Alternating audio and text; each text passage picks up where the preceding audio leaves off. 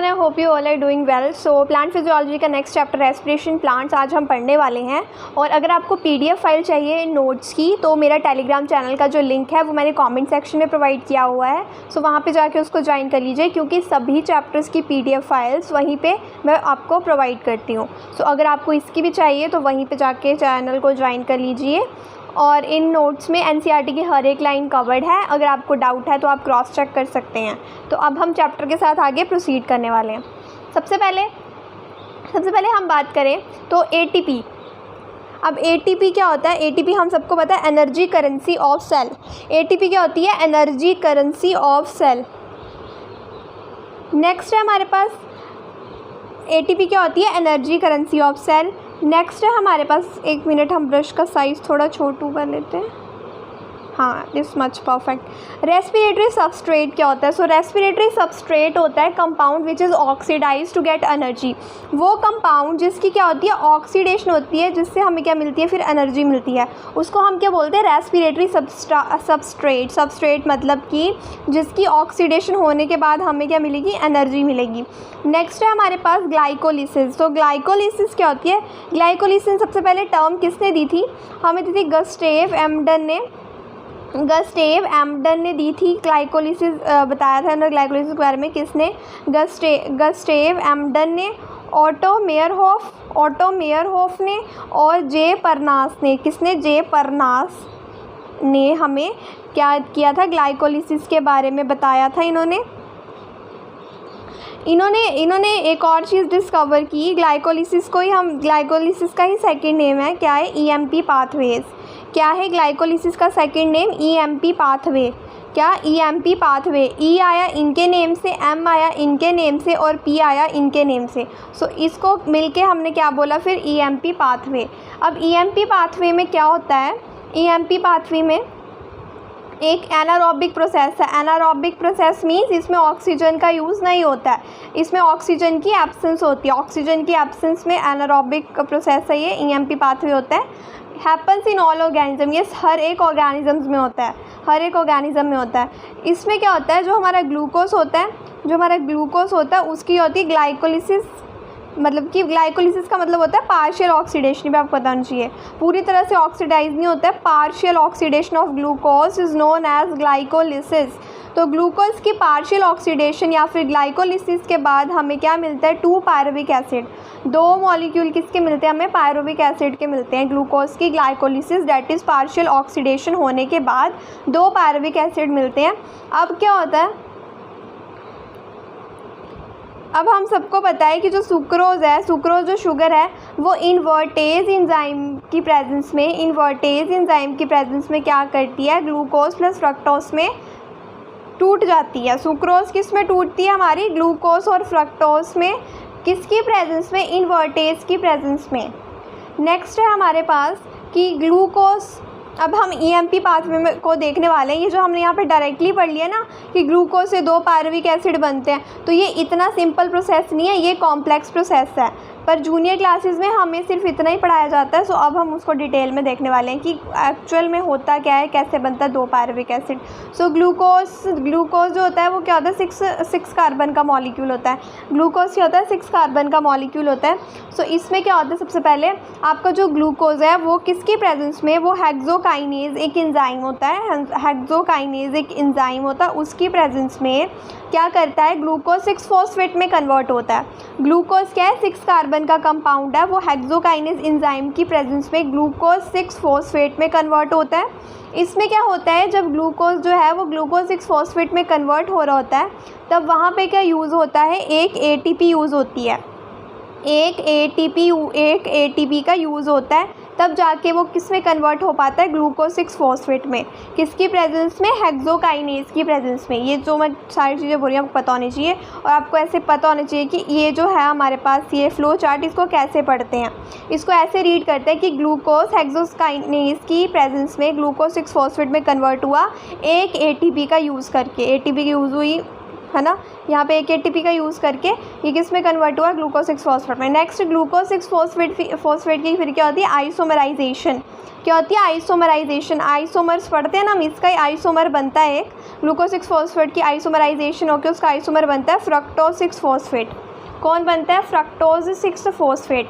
Glucose का isomer fructose 6 phosphate बनता है। उसके बाद क्या होता है, जब आपका जो फ्रक्टोज 6 फॉस्फेट बना है वो कन्वर्ट होता है फ्रक्टोज 1,6 बिस फॉस्फेट में, तब एक ATP का यूज़ होता है। तब यहाँ पे एक ATP का यूज़ हुआ, ये ATP का यूज़ हुआ यहाँ पे। तो फ्रक्टोज 6 फॉस्फेट जब आपका फ्रक्टोज 1,6 बिस फॉस्फेट में कन्वर्ट होता है तो एक ATP का यूज़ यहाँ पे भी होता है। नेक्स्ट है हमारे पास कि अब आपका ये जो फ्रक्टोज 1,6 फॉस्फेट है, आपका जो ये फ्रक्टोज 1,6 बिस फॉस्फेट है, अब ये आगे किस में कन्वर्ट होता है, ये कन्वर्ट होता है 3-फॉस्फोग्लिसरल्डिहाइड। किस में, 3-फॉस्फोग्लिसरल्डिहाइड में। 3-फॉस्फोग्लिसरल्डिहाइड में कन्वर्ट होता है। जो 3-फॉस्फोग्लिसरल्डिहाइड है वो कभी कभार क्या होता है, जो आपका फ्रक्टोज 1,6 बिस फॉस्फेट है ये कभी कभार 3-फॉस्फोग्लिसरल्डिहाइड में कन्वर्ट होता है, और कभी कभार ये किस में कन्वर्ट हो जाता है, डाईहाइड्रोक्सी एसीटोन फॉस्फेट। किस में, डाईहाइड्रोक्सी एसीटोन फॉस्फेट में कन्वर्ट हो जाता है, डाईहाइड्रोक्सी एसीटोन फॉस्फेट। तो ये जो है ना आपका 3-फॉस्फोग्लिसरल्डिहाइड, इसकी शॉर्ट फॉर्म होती है 3-PGL, सॉरी क्या होती है, PGAL। फिर नेक्स्ट स्टेप क्या होता है, जब 3-PGL ये कन्वर्ट हो गया या फिर डाईहाइड्रोक्सी एसीटोन फॉस्फेट में कन्वर्ट हो गया आपका फ्रक्टोज 1,6 बिस फॉस्फेट, फिर उसके बाद जो है ये किस में कन्वर्ट होता है, ये कन्वर्ट होता है 1,3-बाय-फॉस्फोग्लिसरिक एसिड। किसमें, 1,3-बाय-फॉस्फोग्लिसरिक एसिड। ये 2 इसलिए लिखा है यहाँ पे बाहर कि 2 मॉलिक्यूल बनते हैं इसके। कितने बनते हैं, 2 मॉलिक्यूल बनते हैं किसके, 1,3-बिस फॉस्फोग्लिसरिक एसिड के। और जब आपका 3-फॉस्फोग्लिसरल्डिहाइड इसमें कन्वर्ट हो रहा होता है तब वहाँ पे क्या होता है, एक NAD पॉजिटिव से क्या बनता है, NADH बनता है। क्या बनता है, एक NAD पॉजिटिव से वहाँ पे एक हमें क्या मिलता है, प्रोडक्ट के रूप में हमें मिलता है NADH मिलता है, जब फॉस्फोग्लिसरल्डिहाइड आपका 1,3-बिस फॉस्फोग्लिसरिक एसिड में कन्वर्ट होता है। अब यहाँ पे क्या होगा, अब आपका ये जो 1,3-बिस फॉस्फोग्लिसरिक एसिड बना है ये कन्वर्ट आगे फर्दर होगा 3-फॉस्फोग्लिसरिक एसिड में। इसके भी 2 मॉलिक्यूल्स बनते हैं, तो ये किसमें फर्दर कन्वर्ट होगा, 3-फॉस्फोग्लिसरिक एसिड में। और यहाँ पे क्या होगा, आपकी ADP से क्या बनेगी, 2 ATP। ADP से क्या बनेगी आपकी, 2 ATP। यहाँ पे हमें ATP मिल रही है, पहले क्या हुई, ATP यूज़ हुई और फिर मिल भी रही है, यहाँ पे आगे मिलती है हमें 2 ATP और एक ऊपर क्या मिला हमें, NADH। क्या मिला, NADH। नेक्स्ट है हमारे पास कि उसके बाद जब आपका ये 3-फॉस्फोग्लिसरिक एसिड है उसके बाद फर्दर ये कन्वर्ट होता है 2-फॉस्फोग्लिसरेट में। 2-फॉस्फोग्लिसरेट में अब जब 2-फॉस्फोग्लिसरेट आपका फॉस्फोइनोल पायरुवेट में कन्वर्ट होता है, डैट इज़ PEP, तो वहाँ से क्या होता है, वाटर का क्या हो जाता है, रिलीज़ होता है। क्या होता है, वाटर रिलीज़ होता है, वाटर निकलता है बाय प्रोडक्ट। तो जब 2-फॉस्फोग्लिसरेट आपका फॉस्फोइनोल पायरुवेट में कन्वर्ट होता है तब वहाँ से वाटर क्या होता है, रिमूव हो जाता है। नेक्स्ट है हमारे पास कि जब आपका फॉस्फोइनोल जो पायरुवेट बना, अब जो ये फॉस्फोइनोल पायरुवेट बना है ये फर्दर फिर किस में कन्वर्ट होता है, पायरुविक एसिड में कन्वर्ट होता है, जो कि एक 3 कार्बन का कंपाउंड है। किस में कन्वर्ट होता है, पायरुविक एसिड में कन्वर्ट होता है, जो कि एक 3 कार्बन का कंपाउंड है। और जब फॉस्फोइनोल पायरुवेट पायरुविक एसिड में कन्वर्ट होता है तब वहाँ से भी हमें 2 ATP मिलते हैं, 2 ATP मिलते हैं, बनते हैं।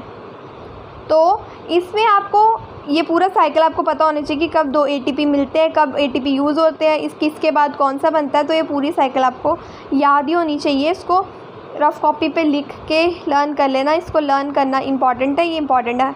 नेक्स्ट है फॉर्म्ड। अब हमने देखना है कि जो ग्लाइकोलिसिस की पूरी साइकिल हमने देखी, डैट इज़ EMP पाथवे हमने देखा, जो उसमें हमारे पास कितनी फॉर्मेशन हुई, क्या क्या चीज़ उसमें हमें मिली, क्या क्या चीज़ उसमें हमें मिली। तो हमें उसमें क्या मिला, 4 ATP बने, 4 ATP बने ना, एंड में 4 ATP बने, एक NADH बना और एक कप वाटर का मॉलिक्यूल बना। यूज़ कितने हुए थे ATP, 2 ATP। फर्स्ट स्टार्टिंग में 2 ATP यूज़ हो गए थे ना, यूज़ कितने हुए थे, 2 ATP। और गेन अब हमने क्या किया, 4 ATP बने लेकिन उसमें से उसने पहले 2 यूज़ कर लिए थे, तो कितने बचे, हमें गेन कितने ATP का हुआ, तो गेन हमें 2 ATP का होता है। सिर्फ़ और सिर्फ 2 ATP मिलते हैं हमें, किस में, ग्लाइकोलिसिस में EMP पाथवे में सिर्फ हमें गेन कितना होता है, 2 ATP का होता है, और यूज़ वो कितना करता है, 2 ही करता है। बनाता वो 4 है लेकिन उसने यूज़ 2 कर लिए होते हैं, तो गेन हमें सिर्फ 2 का ही होता है। तो ये आपको पता होनी चाहिए। नेक्स्ट है fate of pyruvic acid. Fate of pyruvic acid सबसे पहले आपका लैक्टिक एसिड की फर्मेंटेशन, फिर अल्कोहलिक फर्मेंटेशन, फिर एरोबिक रेस्पिरेशन जिसको हम कर्ब्स साइकिल भी बोलते हैं, या फिर एरोबिक रेस्पिरेशन में क्या क्या आता है आपका, क्रेब्स साइकिल आता है, plus ETS that is electron transport system. अब ये देखो, जो आपकी लैक्टिक एसिड फर्मेंटेशन है और जो आपकी अल्कोहलिक फर्मेंटेशन है, ये दोनों कैसे प्रोसेस है, एनारोबिक। मतलब कि ये जो प्रोसेसेस है एब्सेंस ऑफ ऑक्सीजन की प्रेजेंस में ऑक्सीजन की एब्सेंस में होते हैं। कौन से, लैक्टिक एसिड वाला और अल्कोहलिक फर्मेंटेशन।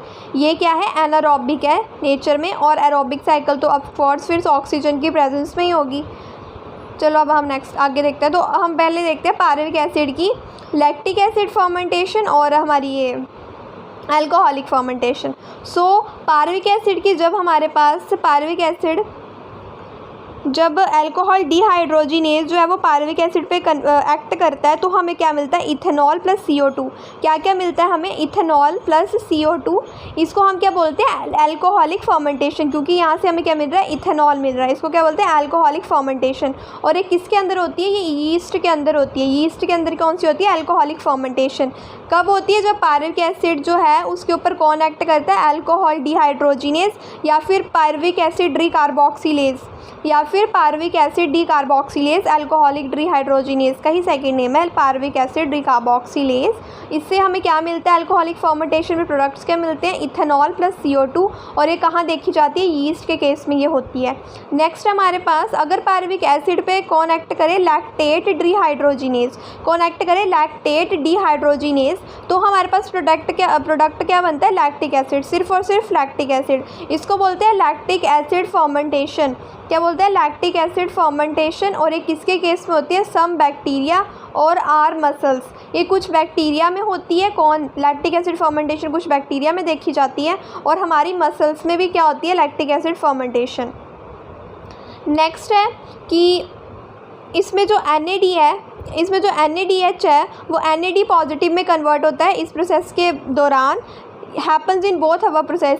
अल्कोहलिक फर्मेंटेशन में भी कन्वर्ट होता है, लैक्टिक एसिड में भी यूज़ होता है NADH। Happens in both our process, दोनों प्रोसेस में यूज़ होता है। Less than 7% of energy in glucose is release. ये आपको पता होना चाहिए कि अगर पायरुविक एसिड की अल्कोहलिक फर्मेंटेशन हो या फिर लैक्टिक एसिड फर्मेंटेशन हो, तो उसमें क्या होता है, less than 7% of energy in glucose is release. जितनी, जैसे मानो उसमें से 100 है एनर्जी ग्लूकोज के पास, ग्लूकोज के अंदर जो है वो कितनी एनर्जी है, ग्लूकोज के अंदर 100 एनर्जी है, तो उसका सिर्फ 7% या फिर उससे भी कम जो है, 7% से भी कम हमें मिलेगी। तो फिर फ़ायदा क्या हुआ उस एनर्जी का, है ना। तो less than 7% of energy in glucose is release. ये आपको पता ही होना चाहिए, याद होना चाहिए, दिमाग में होना चाहिए। अब जो यीस्ट होता है ना, जो यीस्ट होता है वो क्या कर लेता है, पॉइज़न कर लेता है अपने आप को, मतलब अपने आप को ही मार देता है, पॉइज़न हो जाता है उसमें क्रिएट। कैसे, इफ़ अल्कोहल कॉन्सेंट्रेशन रीच 13%। अगर अल्कोहल की कॉन्सेंट्रेशन 13% से ज़्यादा हो जाए, जैसे कि मतलब जो हमारा यीस्ट है वो क्या करता है, अभी बताया मैंने आपको, अल्कोहलिक फर्मेंटेशन करता है। अब उसमें क्या बन रहा है, इथेनॉल बन रहा है ना। तो अगर इथेनॉल की कॉन्सेंट्रेशन, अल्कोहल की कॉन्सेंट्रेशन क्या हो जाए, 13% हो जाए, तो क्या हो जाता है, यीस्ट अपने आप को ही जहरीला बना लेता है, मतलब अपने आप को ही पॉइजन कर लेता है और मर जाता है, उसकी डेथ हो जाती है। तो यीस्ट अपने आप को पॉइजन कब करता है, जब उसकी अल्कोहल की कॉन्सेंट्रेशन जो है वो 13% तक पहुँच जाए। नेक्स्ट हमारे पास एरोबिक रेस्पिरेशन। तो एरोबिक रेस्पिरेशन में क्या होता है, नेक्स्ट है एरोबिक में तो कंप्लीट ऑक्सीडेशन है, और ये कहाँ पे होती है, माइटोकॉन्ड्रिया में। अब आपने ऊपर देखा ना कि उसमें ग्लाइकोलिसिस में क्या हो रही थी, हमारी पार्शियल ऑक्सीडेशन हो रही थी। कैसे हो रही थी, पार्शियल ऑक्सीडेशन हो रही थी। लेकिन एरोबिक रेस्पिरेशन के केस में क्या होता है, कंप्लीट ऑक्सीडेशन होती है सबस्ट्रेट की, और ये कहाँ पे होती है, एरोबिक आपकी रेस्पिरेशन जो है वो माइटोकॉन्ड्रिया के अंदर होती है। लेकिन आपकी जो ग्लाइकोलिसिस है वो साइटोप्लाज्म में ही हो जाती है। ग्लाइकोलिसिस कहाँ पे हो जाती है, सेल के साइटोप्लाज्म में ही हो जाती है। लेकिन हमारी जो एरोबिक रेस्पिरेशन है वो कहाँ पे होती है, वो सिर्फ़ और सिर्फ हमारी माइटोकॉन्ड्रिया के अंदर होती है, माइटोकॉन्ड्रिया के अंदर होती है। तो इसमें हमारे पास टू होते हैं माइटोकॉन्ड्रिया। जो माइटोकॉन्ड्रिया है जो एरोबिक रेस्पिरेशन है वो दो पार्ट्स में होती है। पहले क्या होती है, क्रेब्स साइकिल होती है, जिसको हम ट्राई कार्बोक्सिलिक एसिड साइकिल भी बोलते हैं। TCA का मतलब है ट्राई कार्बोक्सिलिक एसिड साइकिल, तो उसको हम TCA भी बोलते हैं या क्रेब्स साइकिल भी बोलते हैं। और एक होती है इलेक्ट्रॉन ट्रांसपोर्ट सिस्टम, एक होता है इलेक्ट्रॉन ट्रांसपोर्ट सिस्टम जो इनर मेम्ब्रेन में होता है, और ये मैट्रिक्स, ये माइटोकॉन्ड्रिया में होते हैं दोनों प्रोसेस। लेकिन जो TCA है आपकी, जो क्रेब्स साइकिल है, वो माइटोकॉन्ड्रिया के मैट्रिक्स में होती है, और जो इलेक्ट्रॉन ट्रांसपोर्ट सिस्टम वाला है वो कहाँ पे होता है, inner membrane of mitochondria. Next अब हम डिटेल में देखते हैं ट्राई कार्बोक्सिलिक एसिड साइकिल को, डेट इज़ TCA या फिर क्रेब्स साइकिल भी बोल सकते हो आप। सबसे पहले पायरुविक एसिड, इसमें क्या होता है, pyruvic acid plus coenzyme plus NAD positive जो है वो किसकी प्रेजेंस में, मैग्नीशियम की प्रेजेंस में, और पायरुविक एसिड डिहाइड्रोजिनेज की प्रेजेंस में किस में कन्वर्ट होता है, एसिटाइल कोएंजाइम और CO2 में प्लस NADH में और H पॉजिटिव में। किस में, एसिटाइल कोएंजाइम में, CO2 में, NADH में और H पॉजिटिव में। Pyruvic acid plus coenzyme plus NAD positive magnesium की प्रेजेंस में और पायरुविक एसिड डिहाइड्रोजिनेज की प्रेजेंस में एसिटाइल कोएंजाइम में कन्वर्ट हुआ, CO2 निकला और NADH बना और H पॉजिटिव एक बना। नेक्स्ट है कि जो एसिटाइल कोएंजाइम है, जो एसिटाइल कोएंजाइम अब हमारे यहाँ पे बना है, ये इधर बना ना एसिटाइल कोएंजाइम, अब ये फर्दर कहाँ पे जाता है, क्रेब्स साइकिल के अंदर। अब ये आगे जाएगा क्रेब्स साइकिल के अंदर, पायरुविक एसिड डायरेक्ट नहीं चल जाता क्रेब्स साइकिल के अंदर, वो पहले कन्वर्ट होता है एसिटाइल कोएंजाइम में। कैसे, ऐसे होता है ये इक्वेशन, इस इक्वेशन की वजह से ऐसे होता है, वो एसिटाइल कोएंजाइम में कन्वर्ट पहले, फिर आपका एसिटाइल कोएंजाइम जो कि 2 कार्बन का कंपाउंड होता है वो जाता है आपकी क्रेब्स साइकिल के अंदर, जिसको आप सिट्रिक एसिड साइकिल भी बोल सकते हो, क्रेब्स साइकिल भी बोलते हो, और ट्राई कार्बोक्सिलिक एसिड साइकिल भी बोल सकते हो।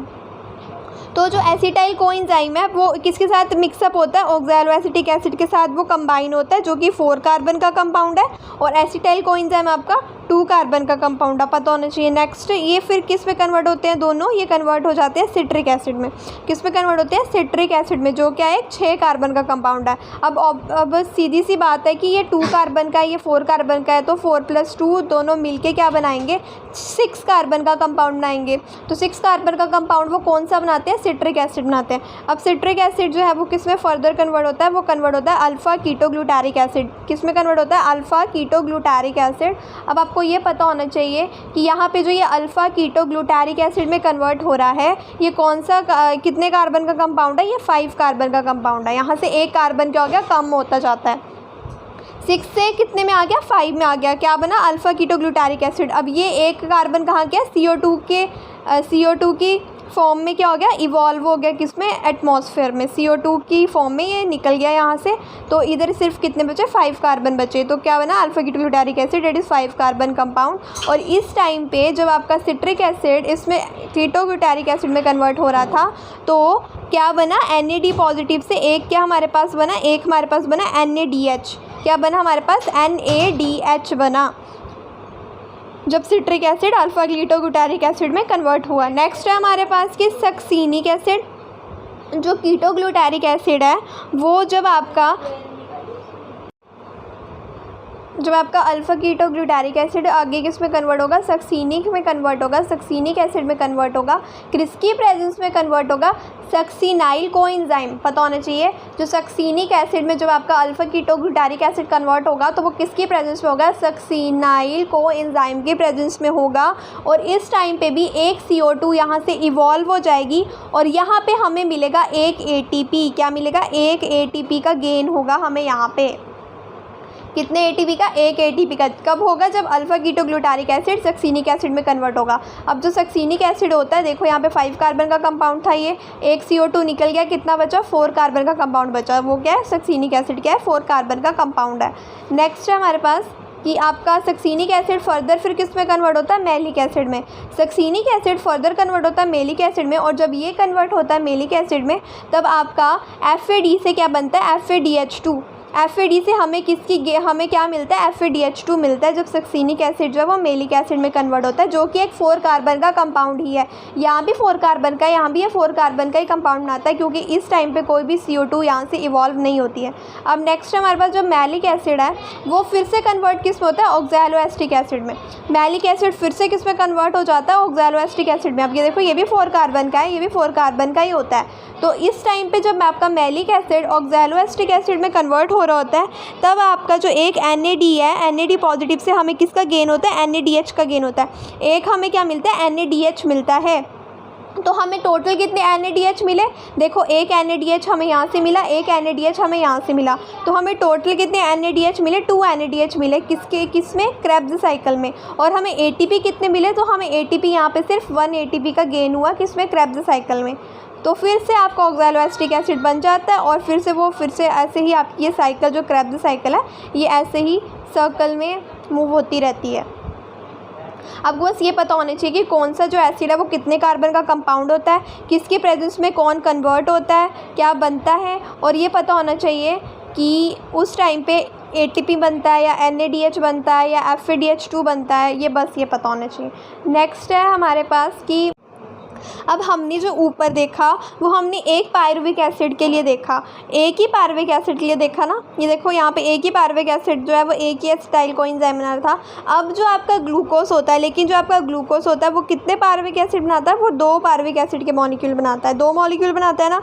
तो अगर हमें एक पायरुविक एसिड के मॉलिक्यूल से एक ATP मिल रहा था क्रेब्स साइकिल में, और 2 हमें क्या मिल रहे थे, NADH मिल रहे थे क्रेब्स साइकिल के अंदर। देखो मैं आपको बताती हूँ, 1 मिनट। देखो 2 आपको यहाँ पे मिल गए, ये 2 NADH आपको 2 NADH यहाँ पे मिल गए, और आपको एक और NADH कहाँ पे मिल रहा है, इस टाइम पे आपको एक NADH यहाँ पे मिल रहा है। सो टोटल कितने मिले आपको, 3 NADH मिल गए, 3 मिले ना। और ATP कितने मिले, ATP आपको सिर्फ एक ही मिला इसमें। अब हम देखते हैं, ये तो हमने एक पायरुविक एसिड के लिए देख लिया, अब 2 पायरुविक एसिड के लिए क्या होगा।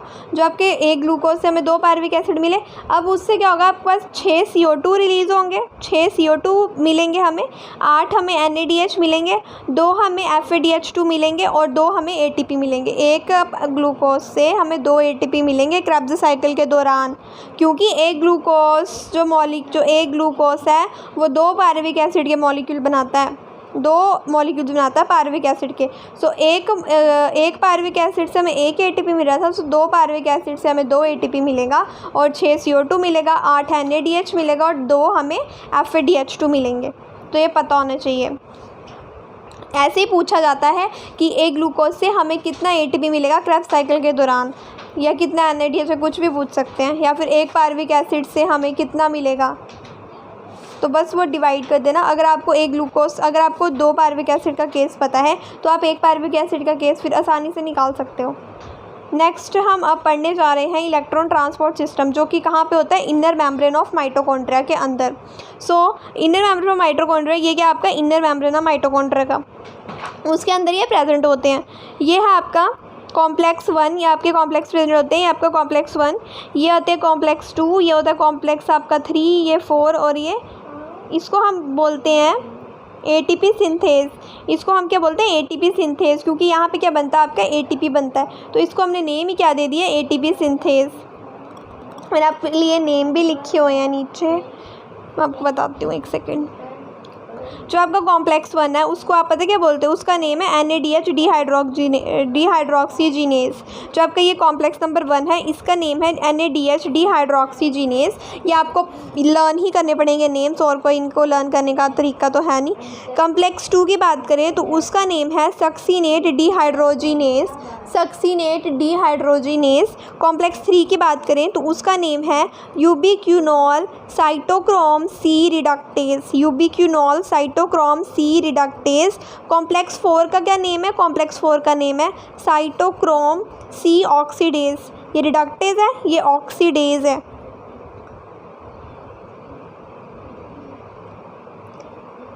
अब आपको ये भी पता होना चाहिए कि जो आपका ये है ना साइटोक्रोम सी जो है ना आपका, और जो ये आपका यूबिक्विनोल है, जो साइटोक्रोम सी होता है और जो यूबिक्विनोल होता है, ये क्या होते हैं, मोबाइल इलेक्ट्रॉन कैरियर। ये एक जगह से दूसरी जगह मूव कर सकते हैं, बाकी कोई भी कॉम्प्लेक्स आपका मूव नहीं कर सकता। सिर्फ साइटोक्रोम सी और यूबिक्विनोल क्या होते हैं, मोबाइल इलेक्ट्रॉन कैरियर्स होते हैं। नेक्स्ट है कि इसमें होता क्या है, इसमें आपका क्या होता है इलेक्ट्रॉन ट्रांसपोर्ट सिस्टम में आपका NADH से जो आपका इंटर मेम्ब्रेन स्पेस है ना, ये आपका बाहर वाला माइटोकॉन्ड्रिया का बाहर वाला स्पेस है और ये उसका अंदर वाला मेम्ब्रेन है। 2 मेम्ब्रेन होते हैं ना माइटोकॉन्ड्रिया के अंदर ऐसे, तो ये बाहर वाला जो स्पेस है वहाँ पे क्या हो रहा होता है आपका NADH जब NAD में कन्वर्ट होता है तब यहाँ से एक इलेक्ट्रॉन क्या होता है, इजेक्ट होता है, रिलीज़ होता है। वो उसको कौन लेता है, कॉम्प्लेक्स नंबर 1। वो कहाँ पे लेके जाता है उसको, यूबिक्विनोल के पास, ये यहाँ पे ले गया उसको, फिर यूबिक्विनोल के पास, यूबिक्विनोल उसको कहाँ लेके गया, कॉम्प्लेक्स नंबर 3 के पास। फिर कॉम्प्लेक्स नंबर 3 में क्या हुआ, ये साइटोक्रोम बी के पास आया, वो उसने उसको दिया FES के पास। फिर साइटोक्रोम सी के पास गया आपका इलेक्ट्रॉन, फिर इलेक्ट्रॉन आपका गया कॉम्प्लेक्स 4 में साइटोक्रोम ए के पास, फिर साइटोक्रोम A3 के पास, फिर इलेक्ट्रॉन आपका कहाँ आ गया, आउटर मेम्ब्रेन में आ गया। कहाँ पे आ गया, आउटर मेम्ब्रेन में आ गया। फिर उसके बाद यहाँ पे जो आपका ये इलेक्ट्रॉन है, अब आपका जो इलेक्ट्रॉन यहाँ से निकला ना आपके साइटोक्रोम 4 से, वो कहाँ पे आ जाता है, आपका इंटर मेम्ब्रेन स्पेस में आ जाता है, इलेक्ट्रॉन बाहर आ जाता है। फिर वहाँ पे वो ऑक्सीजन के साथ कंबाइन करके क्या बनाता है, वाटर बनाता है। क्या बनाता है, वाटर की फॉर्मेशन करता है। फिर क्या होता है आपका, अब मैं आपको एक और चीज़ बताना चाहूँगी कि जो आपकी ये इंटर मेम्ब्रेन स्पेस है ना, इसमें क्या प्रेजेंट होता है, H पॉजिटिव आयंस प्रेजेंट होते हैं। क्या प्रेजेंट होते हैं, H पॉजिटिव आयंस प्रेजेंट होते हैं, प्रोटॉन्स प्रेजेंट होते हैं। सो ये एक प्रोटॉन कॉम्प्लेक्स 1 से प्रोटॉन जा सकता है, जो आपका ये प्रोटॉन है कॉम्प्लेक्स 3 से भी जा सकते हैं, और जो आपका ये प्रोटॉन है कॉम्प्लेक्स 4 से भी जा सकते हैं। लेकिन सिर्फ और सिर्फ जो प्रोटॉन है आपके कॉम्प्लेक्स 2 से नहीं जाते, पता नहीं क्यों नहीं जाते, लेकिन कॉम्प्लेक्स 2 से जो है वो ये जो प्रोटॉन्स है वो नहीं जाते, सिर्फ इलेक्ट्रॉन जाते हैं। तो ये भी क्वेश्चन आता है कि किस कॉम्प्लेक्सेस जो है वो H पॉजिटिव आयंस नहीं जा सकते, प्रोटॉन्स नहीं जा सकते। So complex number 2 that is succinate dehydrogenase, उससे जो है आपके जो प्रोटॉन्स है वो पास नहीं करते हैं। ठीक है ना। अब एक और चीज़ देखो, आपका क्या होता है, ये ना प्रोटॉन ग्रेडियंट बन रहा होता है। मतलब अगर यहाँ पे ज़्यादा हो जाते हैं तो फिर वो वहाँ पे मूव करते हैं, वहाँ पे ज़्यादा हो जाते हैं फिर वो यहाँ पे मूव करते रहते हैं। तो जब आपके यहाँ पे ज़्यादा हो जाते हैं ना प्रोटॉन्स, तब वो क्या करते हैं, आपके ATP सिंथेस जो आपका ये है, ऐसे करके जो ये है आपका, इसको हम क्या बोलते हैं, ATP synthase. F0 F1 reason होता है इसका, यहाँ से पास करता है ना जब आपका प्रोटॉन, तो ये किस में इसमें जो है ये ADP से क्या बना देता है, ATP बना देता है। जब आपका जो H पॉजिटिव प्रोटॉन्स हैं आपके, वो ATP सिंथेसिस के अंदर से होके जब बाहर आते हैं तब वो ADP से क्या बना देते हैं, ATP बनाते हैं। यहीं से हमारा क्या बनता है, ATP बनता है। बस यही है हमारा किसके अंदर, हमारे इलेक्ट्रॉन ट्रांसपोर्ट सिस्टम के अंदर, और कुछ भी नहीं है। ज़्यादातर इससे क्वेश्चन यही आता है कि मोबाइल चार्ज कैरियर्स कौन हैं और इनके नेम्स के बारे में, और किससे पास नहीं कर सकते प्रोटॉन्स, और ये पूछ सकते हैं आपसे कि इस ATP सिंथेसिस कौन सा होता है, क्या होता है। स्ट्रक्चर भी पूरा आपको डायग्राम देख के, ये चेन देख के आपसे उसकी लेबलिंग भी पूछ सकते हैं, तो आपको पता होना चाहिए। नेक्स्ट है हमारे पास एनारोबिक वर्सेस एरोबिक। अब हमारे पास हमने देखा ना रेस्पिरेशन 2 टाइप की हो रही है प्लांट्स के अंदर, तो एनारोबिक भी हो रही है, एरोबिक भी हो रही है। लेकिन एनारोबिक के केस में क्या हो रहा है, सिर्फ 2 ATP मिल रहे हैं। जब ऑक्सीजन की एब्सेंस में हो रही है तो हमें सिर्फ और सिर्फ 2 ATP मिल रहे हैं। लेकिन जब ऑक्सीजन की प्रेजेंस में रेस्पिरेशन कर रहे हैं आपके प्लांट्स, तो वो कितना ATP बन रहा है, 38 ATP बन रहा है। देखो कितना गैप है। तो एरोबिक करना बेटर है ना। तो NADH से बस इसमें यही बताया हुआ है कि जब आपका एरोबिक होता है तो 2 ATP मिलते हैं और गेन कितना होता है 2 ATP का। एरोबिक जब होती है तब 38 ATP का गेन होता है, तो ये पता होना चाहिए। नेक्स्ट है NADH जो है वो किस में कन्वर्ट होता है, NAD पॉजिटिव में कन्वर्ट होता है। तो ये जब इसमें कन्वर्ट हो रहा है ये स्लो इन फर्मेंटेशन के केस में ये जो रिएक्शन होती है ये स्लो होती है, लेकिन vigorous reaction in aerobic respiration, लेकिन जब एरोबिक रेस्पिरेशन हो रही होती है तो यही जो रिएक्शन है बहुत फास्टली होती है और जल्दी जल्दी हमें ATP रिलीज़ होता है और एनर्जी मिलती है। मैलेट एस्पर्टेट शटल 38 ATP, ये भी पता होना चाहिए कि मैलेट एस्पर्टेट जो शटल है वो कितना रिलीज़ होता है 38 ATP। नेक्स्ट अगर हम बात करें अब डिफरेंट जो फूड प्रोडक्ट्स हम खाते हैं जिनसे हमें एनर्जी मिलती है तो वो कैसे काम होता है रेस्पिरेशन के दौरान, कैसे हम उनसे एनर्जी मिलती है। जो आपका कार्बोहाइड्रेट है वो किस में कन्वर्ट होता है, ग्लूकोज में। हम पता है सिंपलर फॉर्म ग्लूकोज है कार्बोहाइड्रेट्स की। फैट जो है वो किस में कन्वर्ट होता है, ग्लिसरॉल में प्लस फैटी एसिड्स में। और प्रोटीन्स हम पता है अमाइनो एसिड्स में कन्वर्ट होते हैं। अब क्या होता है जो आपका ग्लूकोज है वो डायरेक्टली क्या बन जाता है, पार्विक एसिड में कन्वर्ट हो जाता है। पता है हमें पार्विक एसिड में ग्लाइकोलिसिस के थ्रू या किसी और से पार्विक एसिड में कन्वर्ट होता है। हमारा जो ग्लिसरॉल प्लस फैटी एसिड है उसको पहले कन्वर्ट होना पड़ता है PGL में। किस में कन्वर्ट होना पड़ता है, PGL में, डेट इज़ फॉस्फोग्लिसरल्डिहाइड में कन्वर्ट होना पड़ता है। फिर वो कन्वर्ट होता है पार्विक एसिड में। लेकिन आपका जो फैटी एसिड है, जो आपका फैटी एसिड है ना, फैटी एसिड वो डायरेक्टली ही क्या बना लेता है, वो डायरेक्टली बना लेता है एसिटाइल कोएंजाइम। उसे पार्विक एसिड में कन्वर्ट होने की ज़रूरत नहीं पड़ती, वो डायरेक्टली एसिटाइल कोएंजाइम में कन्वर्ट होता है और फटाफट क्रेब्स साइकिल के अंदर चला जाता है एनर्जी देने के लिए। लेकिन जो आपका ग्लिसरॉल है उसको पहले PGL में कन्वर्ट होना पड़ता है, फिर उसको पार्विक एसिड में कन्वर्ट होना पड़ता है, फिर उसको एसिटाइल कोएंजाइम में कन्वर्ट होना पड़ता है, फिर वो क्रेब्स साइकिल के अंदर एंटर कर सकता है। लेकिन फैटी एसिड वो डायरेक्टली एसिटाइल कोएंजाइम में कन्वर्ट होकर क्रेब्स साइकिल के अंदर आपके एंटर कर सकते हैं। अब आप हमारे अमाइनो एसिड्स रह गए, तो अमाइनो एसिड्स क्या करते हैं, डीएमिनेशन, अपने आप को तोड़ते हैं, डीएमिनेशन होती है। फिर वो क्या बन सकते हैं, जो आपके अमाइनो एसिड है ना वो डायरेक्टली डीएमिनेशन के बाद वो डायरेक्टली क्रेब्स साइकिल के अंदर भी जा सकते हैं, वो एसिटाइल कोएंजाइम में कन्वर्ट होके भी जा सकते हैं, वो पार्विक एसिड में भी कन्वर्ट हो सकते हैं। फिर उसके बाद वो एसिटाइल में कन्वर्ट होंगे, फिर क्रेब्स साइकिल में अंदर जाएंगे। तो आपके जो अमाइनो एसिड है वो तीनों चीज़ें कर सकते हैं, एसिटाइल कोएंजाइम में कन्वर्ट होके जा सकते हैं, क्रेब्स साइकिल के थ्रू डायरेक्टली जा सकते हैं और पार्विक एसिड में भी कन्वर्ट होके जा सकते हैं। तो ऐसे अमाइनो एसिड्स आपके हमें एनर्जी प्रोवाइड कर सकते हैं। नेक्स्ट है हमारे पास कि जो रेस्पिरेशन है वो कैसा पाथवे है। तो आपका जो रेस्पिरेशन है वो एम्फीबोलिक पाथवे है, पता होना चाहिए, बड़ी बार क्वेश्चन आया कैसा पाथवे होता है। तो एम्फीबोलिक पाथवे होता है, मतलब कि कैटाबॉलिक भी होता है और एनाबॉलिक भी होता है। क्या होता है, कैटाबॉलिक भी होता है और एनाबॉलिक भी होता है। एम्फीबोलिक का मतलब ये होता है। रेस्पिरेटरी कोशेंट की बात करें, सो रेस्पिरेटरी कोशेंट आप कैसे निकाल सकते हो, volume of CO2 evolved, volume of CO2 evolved, volume of O2 use, कितनी आपने ऑक्सीजन यूज़ की और कितनी आपने CO2 इवॉल्व की। तो इससे आप क्या निकाल सकते हो, रेस्पिरेटरी कोशेंट, ये उसका फॉर्मूला है। और अगर हम बात करें तो आपको ये पता होनी चाहिए कि कार्बोहाइड्रेट्स के केस में रेस्पिरेंट कोशेंट कितना होता है और फैट्स के केस में रेस्पिरेशन कोशेंट कितना होता है। तो अगर हम बात करें कार्बोहाइड्रेट्स की तो उनके केस में रेस्पिरेशन कोशेंट कितना होता है, 1 होता है। फैट में कितना होता है, 0.7 होता है। प्रोटीन में कितना होता है, 0.9 होता है। कितना होता है, 0.9 होता है। तो यहाँ पे हमारा चैप्टर जो है वो फिनिश होता है। बस आपको एक और एक्स्ट्रा चीज़ मैं आपको बताती हूँ यहाँ पे कि जो आपका बैक्टीरिया है वो रेस्पिरेशन किसके थ्रू करता है, जो ये प्लांट्स में नहीं आता लेकिन फिर भी आपको बताना चाहिए, जो आपका बैक्टीरिया वो रेस्पिरेशन करते हैं मीजोजोम्स के through. Maximum energy is liberated on oxidation of fats, और ये अलग स्टेटमेंट है। जो आपकी बैक्टीरिया वो रेस्पिरेशन किसके थ्रू करते हैं, मीजोजोम्स के थ्रू। और आपकी जब मैक्सिमम एनर्जी कब लिबरेट होती है, आपकी मैक्सिमम एनर्जी कब लिबरेट होती है, जब आपकी ऑक्सीडेशन किसकी होती है, फैट्स की। जब फैट्स की ऑक्सीडेशन होती है ना तब सबसे ज़्यादा एनर्जी लिबरेट होती है। तो आपको ये पता होना चाहिए, एडिशनल पॉइंट है। और हमने यहाँ पे सारे एडिशनल पॉइंट्स कवर करके सारा चैप्टर फिनिश कर लिया है।